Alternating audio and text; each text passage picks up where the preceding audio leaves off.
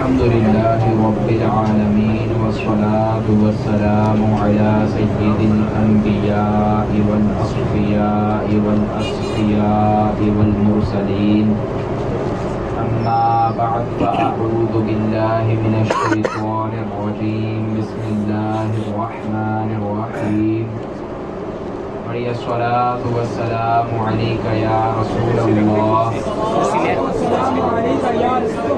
الصلاة والسلام عليك يا حبيب الله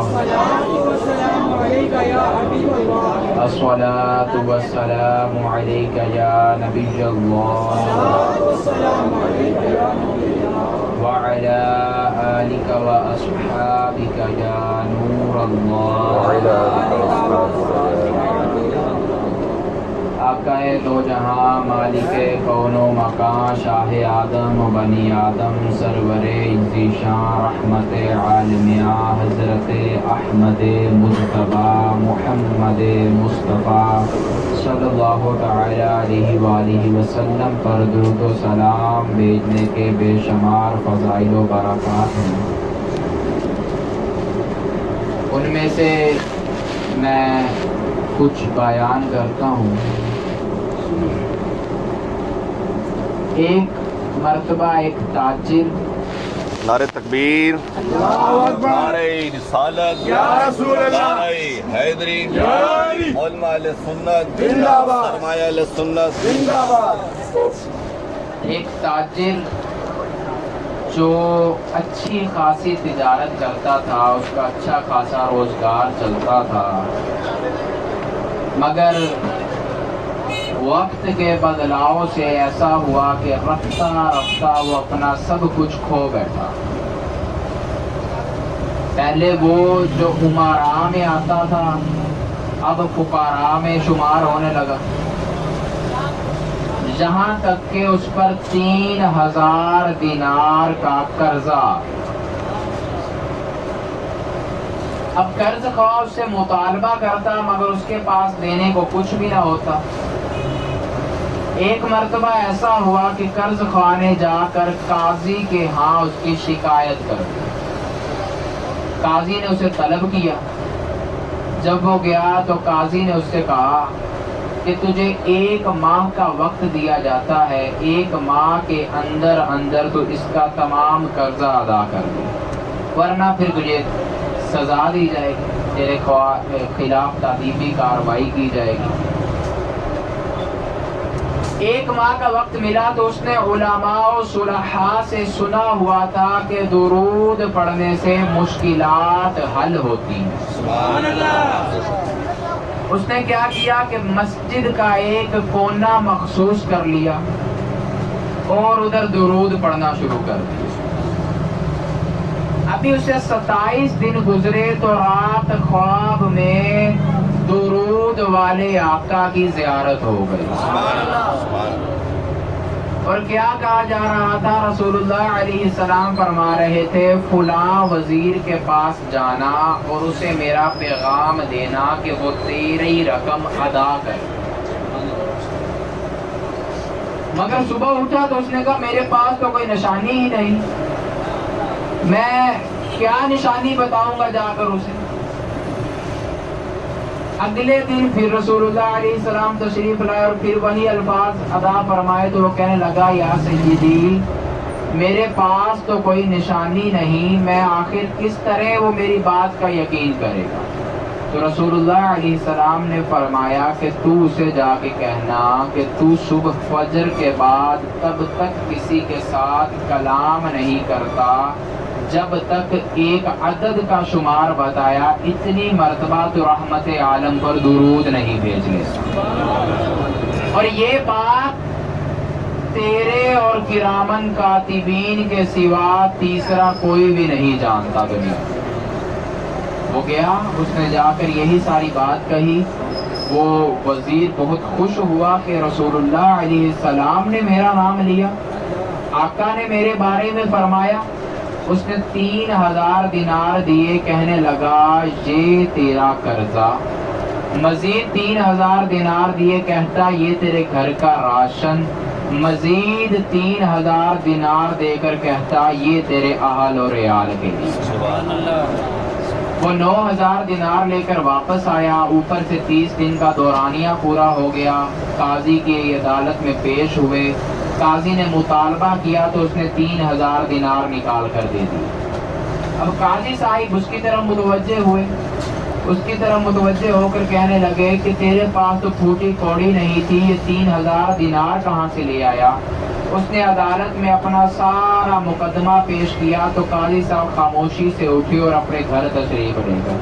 کچھ دیر بعد آئے اور آ کر کہنے لگے تو کیا چاہتا ہے کہ رحمت عالم کی رحمت میں سے اکیلا ہی حصہ پا جائے؟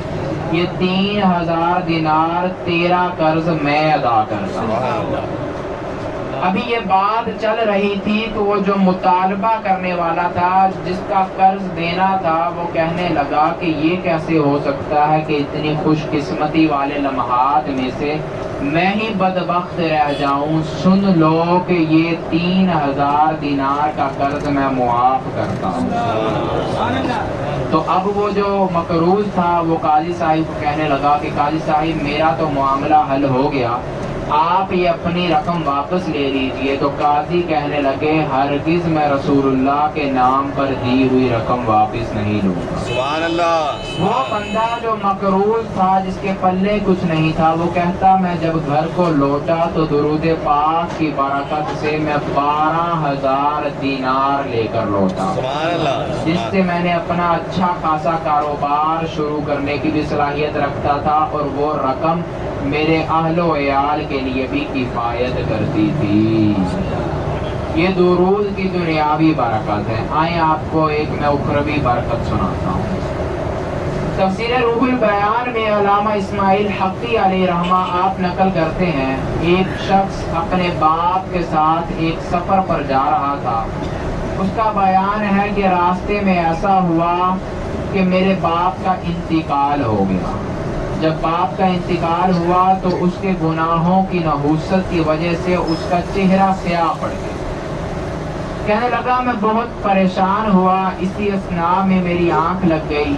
میں نے باپ کے چہرے کو کپڑے کے ساتھ ڈھک رکھا تھا، میری آنکھ لگی تو میں نے دیکھا کہ ایک خوبرو حسین نوجوان میری طرف بڑھ رہا ہے۔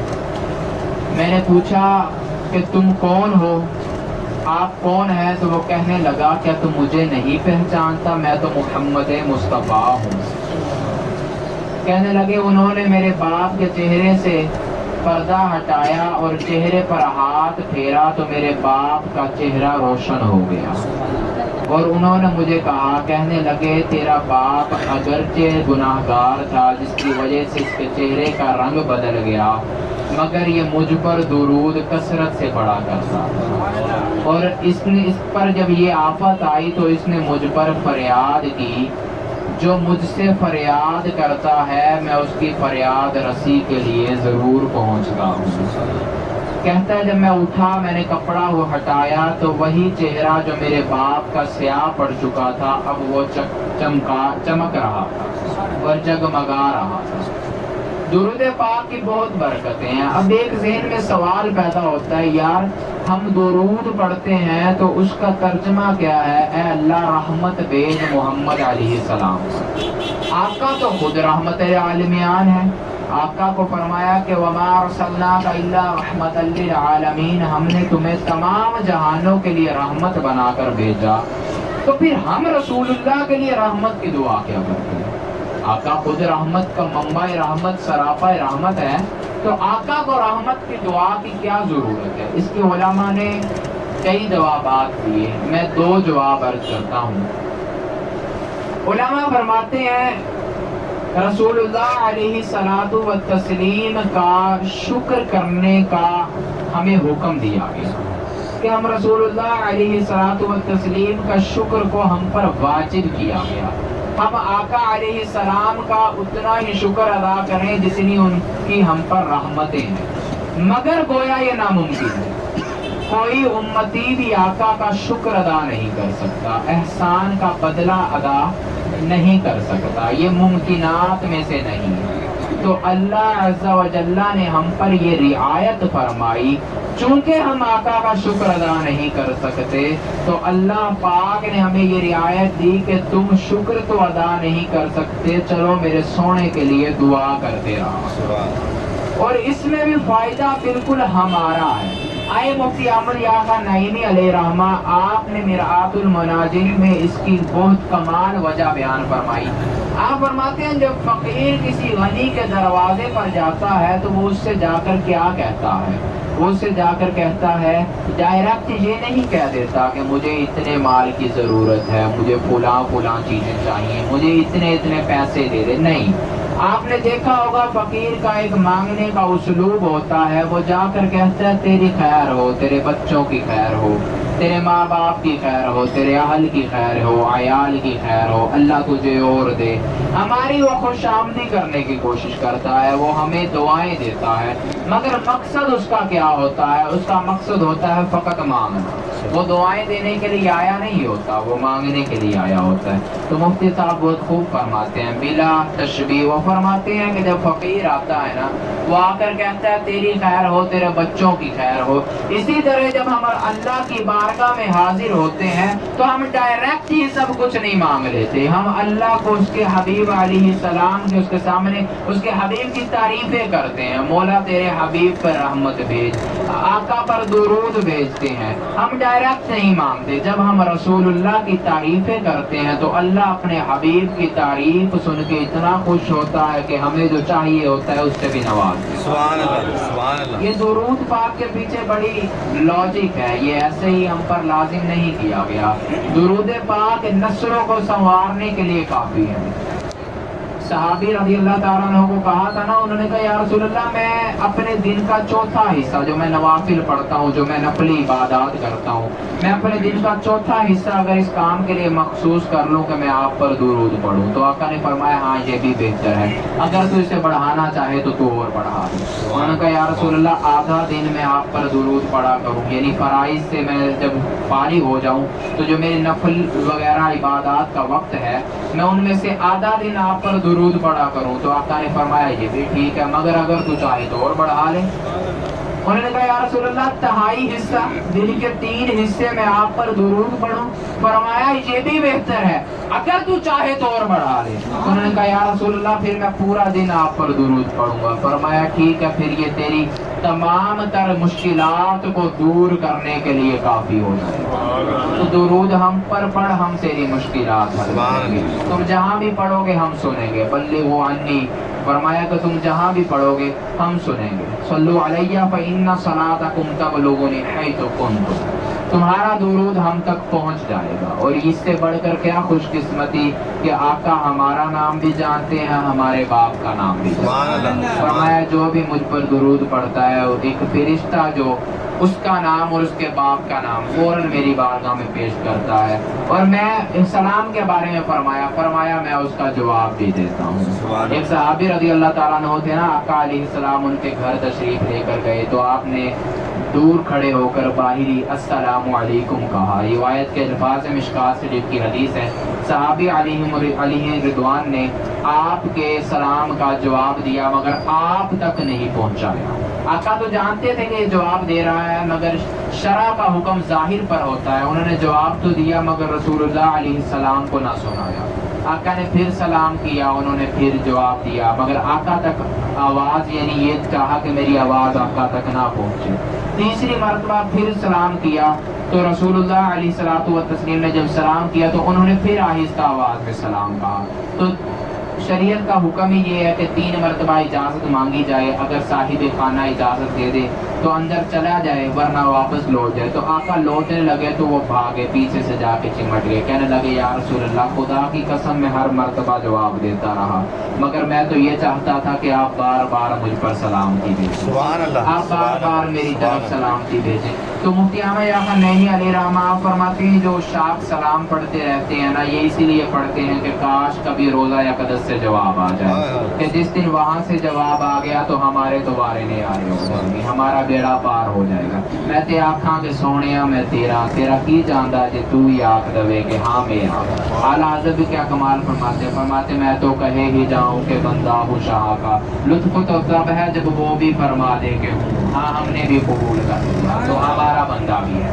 آقا علیہ الصلوۃ والتسلیم کی رحمت کو اپنی طرف متوجہ کرنے کے صحابہ کرام علیہم رضوان نے طرح طرح کے حیلے کیے، اور پھر کیے بھی کیوں نہ جائیں، وہ ہیں جو رحمت عالم۔ جابر بن سمرہ رضی اللہ تعالیٰ عنہ فرماتے ہیں 14ویں رات کی چاندنی تھی اور چاند پوری آب و تاب کے ساتھ چمک رہا تھا۔ رسول اللہ علیہ الصلوۃ والتسلیم بھی تشریف فرما تھے۔ میں کیا کرتا، میں ایک نظر چاند کو دیکھتا، ایک نظر رسول اللہ کے چہرے کو دیکھتا۔ مفتی حسان صاحب دامت برکاتہم العالیہ دعوت اسلامی کے ماشاءاللہ مفتی صاحب ہیں، آپ فرماتے ہیں میں نے اس میں بڑی غور کی، جابر بن سمرہ نے یہ کیوں کہا کہ میں بار بار دیکھتا؟ حالانکہ دو چیزوں کے اندر اگر آپ نے فرق محسوس کرنا ہو تو ایک نظر سے ہی پتہ چل جاتا ہے، اور وہ بھی چاند اور رسول اللہ کا واضح چہرہ جن میں فرق کرنا کوئی مشکل کام ہی نہیں۔ پھر بھی روایت میں یہ کیوں آیا کہ میں نے بار بار دیکھا، بار بار دیکھا؟ کہنے لگے میں ایک مرتبہ جامعہ جا رہا تھا تو میرے ذہن میں اس کا جواب آ گیا۔ جواب میرے ذہن میں یہ آیا کہ جابر بن سمرہ رضی اللہ تعالیٰ عنہ گویا یہ بتلانا چاہ رہے ہیں، ایسی کوئی ہوائی بات نہ سمجھ لینا، میں نے ایسی بات نہیں کی، میں نے جانچ پڑتال کر کے اس نتیجے پر پہنچا۔ کس نتیجے پر پہنچے؟ کہتے میں ایک نظر رسول اللہ کو دیکھتا، ایک نظر چاند کو دیکھتا، بالآخر میں اس نتیجے پر پہنچا چاند سے زیادہ میرے مصطفیٰ کے چہرے کی روشنی۔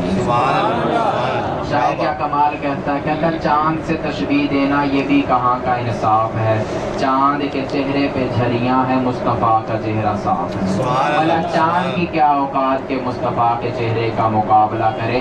وہ چاند جس کے بارے میں اعلیٰ حضرت علی رحمہ نے فرمایا ستم کیا وہ کہتی کیسی مت کٹی تھی، کمر وہ خاک ان کے راہ گزر کی، اٹھا نہ لایا کہ ملتے ملتے یہ داغ تیرے دیکھتا سب مٹے تھے۔ اعلیٰ حضرت علی رحمہ فرماتے ہیں چاند تو نے بھی اپنے آپ پر ظلم کر لیا۔ کیا ظلم کیا؟ شب معراج آقا تیرے پاس سے بھی تو گزرے تھے، تیرے اوپر آپ چاند کی طرف دیکھیں گے نا تو کچھ نہ کچھ داغ نظر آئے گا، ویسے تو سفید ہوتا ہے، جب پورا چاند ہوگا تو اندر کچھ نہ کچھ کالا پن نظر آئے گا۔ تو اعلیٰ حضرت فرماتے ہیں کہ چاند تو نے ظلم کیا۔ کیا ظلم کیا؟ کہ آقا تیرے پاس سے بھی تو گزرے تھے، اٹھا نہ لایا کہ ملتے ملتے، جب آقا گزرے تھے تو جہاں پر آقا نے اپنے قدم مبارک رکھے تھے وہ خاک لے آتا کہ ملتے ملتے یہ جو کالک ہے یہ بھی ختم ہو جاتی، تو پورے کا پورا نور میں تبدیل ہو جاتا۔ بچا جو ان کے تلووں کا دھون بنا وہ جنت کا رنگ و روغن، جنہوں نے پائی دلہا کی اترن وہ پھول گلزار نور کے تھے۔ اعلیٰ فرماتے ہیں جو انہوں نے اپنے پاؤں مبارک معراج کی شب دھوئے تھے نا تو جو دھون بچا تھا اس کو جنت کا رنگ و روغن بنا دیا، اور جنہوں نے دلہا کی اترن پائی وہ کچھ گسالہ ملا آقا کے قدموں کا وہ جنت کے پھول بن گئے۔ یہ رسول اللہ علیہ الصلوۃ والتسلیم تو منبع رحمت بن کے آئے۔ آپ پر درود پڑھنا ہم اس لیے بھی واجب ہے کہ ہم کہیں رسول اللہ علیہ الصلوۃ والتسلیم کا حق ادا نہیں کر سکتے مگر اپنی حاضری لگواتے رہیں۔ وہ ہے نا کہ حاضری لگتی رہنی چاہیے، کبھی نہ کبھی تو دروازہ کھل ہی جائے گا انشاءاللہ، کبھی تو آقا کو بھی پیار آ جائے گا، کبھی آقا بھی دیکھ لیں گے یہ بندہ روز ہم پر درود پڑھتا ہے، آج چلو ہم بھی اس کی مرادیں پوری کر دیں۔ ربیعہ رضی اللہ تعالیٰ عنہ روز آقا کو وضو کروایا کرتے تھے نا تو ایک دن دریائے رحمت جوش پر آ گیا، کہنے لگے سل یا ربیعہ، اے ربیعہ مانگ، آج کیا مانگتا ہے؟ دوسری روایت میں فرمایا سلنی یا ربیعہ، اے ربیعہ ہم سے مانگ، کیا مانگتا ہے؟ ہم تمہیں عطا کریں گے نا۔ تو آپ نے فرمایا کہ یا رسول اللہ صلی اللہ علیہ وآلہ وسلم میں جنت میں آپ کی رفاقت مانگتا ہوں، جنت میں مجھے آپ کی رفاقت چاہیے، آپ کا ساتھ چاہیے۔ تو رسول اللہ علیہ السلام نے فرمایا ربیعہ کچھ اور بھی مانگ، آج ہم مائل با کرم ہے، آج تو کچھ اور بھی مانگ لے۔ تو ربیعہ رضی اللہ تعالیٰ عنہ نے عرض کیا رسول اللہ بس یہی چاہیے، جب میں نے آپ سے آپ کو مانگ لیا پیچھے کیا بچا؟ جسے رسول اللہ مل گئے خدا کی قسم اسے اور کسی چیز کی ضرورت نہیں۔ تو فرمایا ربیعہ ٹھیک ہے پھر تو ایسا کر کے نوافل کی کثرت سے ہماری مدد کر کہ ہم نے تجھے جنت عطا کر دی، اب تو بھی جنتیوں والے کام کیا کر، تو بھی ایسے کرنا کہ جنت تو تجھے مل گئی اب تو بھی جنت میں جانے کے لیے خود بھی کچھ نہ کچھ کیا کر. ہم نے دے دی, یہ نہیں کہ تو نوافل کے سر پہ جنت پہ جائے گا, مگر اب تو جنتیوں والے کام شروع کر دے. تو علماء کیا خوب فرماتے ہیں ربیعہ رضی اللہ تعالیٰ عنہ نے اس میں صرف جنت نہیں مانگی, آپ نے ایمان پر زندگی مانگی, آپ نے اچھے اچھے عمل مانگے, آپ نے خاتمہ ایمان بالخیر مانگا, آپ نے پل صراط پر اچھے طرح سے گزرنا مانگا, آپ نے حساب کتاب میں نرمی مانگی, آپ نے میزان میں اعتدال مانگا, آپ نے سب سے بڑھ کر جنت الفردوس مانگی کہ جس نے رسول اللہ کو مانگ لیا اسے سب کچھ مل گیا. اور ایک اور بات میں آپ کی گوش گزار کرتا جاؤں, ایسا نہیں ہے کہ رسول اللہ علیہ السلام جنت الفردوس میں نہیں ہوں گے, ایسا نہیں ہے. جنت الفردوس میں آقا نہیں ہوں گے, ہمیں تو حکم دیا کہ تم مانگو تو جنت الفردوس مانگو. علماء فرماتے ہیں جنت الفردوس کے اوپر ایک اور طبقہ ہوگا, آقا اس میں تشریف فرما ہوں گے, وہ سب طبقات سے اعلیٰ ہوگا. ہاں کبھی کبھی ہمیں نوازنے کے لیے چھوٹی جنتوں میں بھی تشریف لے آیا کریں گے, کبھی کبھی ہمیں بھی اپنا دیدار کا شربت کا جام پلا دیا کریں گے. یہ آقا کی عنایتیں ہیں. صحابی آئے نا آ کے رونے لگے, یا رسول اللہ صلی اللہ علیہ وآلہ وسلم جب آپ کے پاس آتا ہوں تو بڑا دل خوش ہوتا ہے, بڑا کمال, کیا پرکیف نظارے ہوتے ہیں, مگر یا رسول اللہ اگر روز قیامت آپ تو جنت الفردوس میں ہوگے, اگر میں جنت میں بھی گیا تو ہو سکتا ہے آپ والی جنت میں نہ جا سکوں, اور اگر معاذ اللہ جنت میں نہ جا سکا تو آپ کے ساتھ کیسے ملوں گا. تو آقا نے فرمایا کیوں پریشان ہوتا ہے, جو جس سے محبت کرتا ہے وہ اسی کے ساتھ ہوگا. اس دنیا میں تجھے اپنے ساتھ رکھا ہے, ہم آخرت میں بھی نہیں چھوڑیں گے. حنظلہ رضی اللہ تعالیٰ عنہ کی ایک روایت بڑی مشہور روایت ہے, ایک دن اپنے گھر سے نکلے تو رونے لگے, روتے روتے. حنظلہ منافق ہو گیا, حنظلہ منافق ہو گیا. صدیق اکبر ملے, حنظلہ تجھے کیا ہو گیا, کہنے لگے حنظلہ منافق ہو گیا. کہنے لگے نہیں حنظلہ بھلا منافق کیسے ہو سکتا ہے. ہوتے ہوتے آقا کے پاس آ گئے, پھر رو رہے ہیں, یا رسول اللہ حنظلہ منافق ہو گیا. کہنے لگے حنظلہ ہوا کیا ہے. عرض کرنے لگے یا رسول اللہ جب آپ کے پاس ہوتے ہیں آپ ہمیں آخرت کا خوف دلاتے ہیں, دنیا سے بے رغبتی دلاتے ہیں, ہم بے رغبت ہو جاتے ہیں, ہم آخرت کی طرف متوجہ ہو جاتے ہیں, ہمارا سارا کچھ بس یہ آخرت کی تیاری کرنا ہے. مگر یا رسول اللہ جب ہم گھروں میں جاتے ہیں پھر اپنے باپ بیٹے اور اپنے اہل عیال میں مبتلا ہو جاتے ہیں تو یہ تو منافقت ہے. رسول اللہ نے فرمایا نہیں یہ منافقت نہیں ہے, حدیث پاک کا مفہوم ہے, آخر دنیا داری بھی تو کرنی ہے. پھر مصطفیٰ نے بڑے کمال الفاظ فرمانے لگے حنظلہ جو تمہاری کیفیت میرے پاس ہوتی ہے اگر یہی کیفیت تمہاری گھر جا کے بھی ہو تو فرشتے تمہارے بستروں پر تمہیں سلام پیش کرنے کے لیے. یہ تو دنیا داری ہے نا, جب انج بھی سجن واہ واہ تے انج بھی سجن واہ واہ, لطف سجن دم بدم کارے سجن گاہ گاہ, انج بھی سجن واہ واہ تے انج بھی سجن واہ واہ. یہ ایک لگا ہوا ہے, مگر یہ ہے نا کہ دل آقا کی یاد سے غافل نہیں ہونا چاہیے. گناہ ہو گیا تو تھوڑی شرم آنی چاہیے, یہی منہ ہم نے رسول اللہ کو دکھانا ہے, یہی بارگاہ مقدس میں لے کر جانا ہے. اگر قبر میں مصطفیٰ نے پہچاننے سے انکار کر دیا پھر کیا ہوگا. بہتر نہیں درود کی حاضری لگتی جائے, رجسٹر میں ہماری حاضری پوری ہونی چاہیے. آتا تھا یا رسول اللہ, نکما تھا, کسی کھاتے کا نہیں تھا, مگر چھٹی نہیں کرتا تھا, تو آتا کہ چلو ٹھیک ہے حاضریاں دیکھ کر اس کو پاس کر دیا جائے. تو کچھ تو ہونا چاہیے, کچھ تے حیاتی دا معیار ہونا چاہیے. آقا دے قدمات سب کچھ نثار ہونا چاہیے. اللہ پاک صحیح معنی میں رسول اللہ علیہ السلام کی محبت عطا فرمائے, درود و سلام کی کثرت کرنے کی توفیق عطا فرمائے. آمین بجاہ نبی الامین صلی اللہ علیہ وسلم.